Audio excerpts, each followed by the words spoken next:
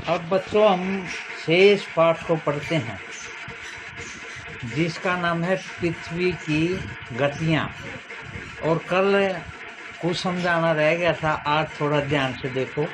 चित्र 3.3 में आप देखेंगे कि 21 जून को उत्तरी गोलार्ध की तरफ झुकी हुई है।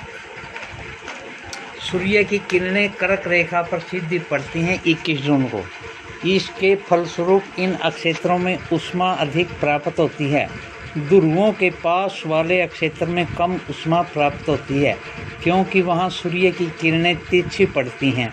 उत्तर ध्रुव सूर्य की तरफ झुका हुआ होता है तथा उत्तरी ध्रुव रेखा के बाद आने वाले भागों पर लगभग 6 महीने तक लगातार दिन रहता है।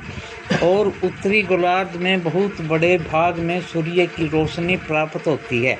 इसलिए विषुवत वृत्त के उत्तरी भाग में गर्मी का मौसम होता है।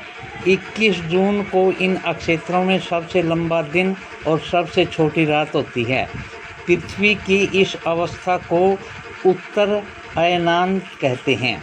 ये आप पहला समझ ही गए होंगे कि 21 जून को लंबा दिन और छोटी रात होती हैं, और इस अवस्था को उत्तर अयनात कहते हैं।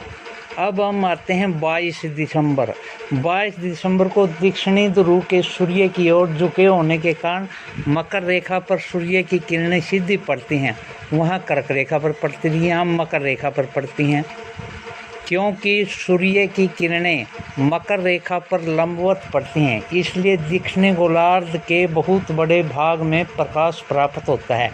इसलिए दक्षिणी गोलार्ध में लंबे दिन और छोटी रातें वाली ग्रीष्म ऋतु होती है। इसके ठीक विपरीत स्थिति उत्तरी गोलार्ध में होती है। पृथ्वी की इस अवस्था को दक्षिण अयनांत कहा जाता है। क्या आप जानते हैं कि ऑस्ट्रेलिया में ग्रीष्म ऋतु में क्रिसमस का पर्व मनाया जाता है? 21 मार्च एवं 23 सितंबर को सूर्य की किरणें विषुवत वृत्त पर सीधी पड़ती हैं। इस अवस्था में कोई भी ध्रुव सूर्य की ओर नहीं झुका होता, इसलिए पूरी पृथ्वी पर रात एवं दिन बराबर होते हैं और इसे विषुव कहा जाता है। 23 सितंबर को उत्तरी गोलार्ध में शरद ऋतु होती है, जबकि दक्षिणी गोलार्ध में बसंत ऋतु होती है।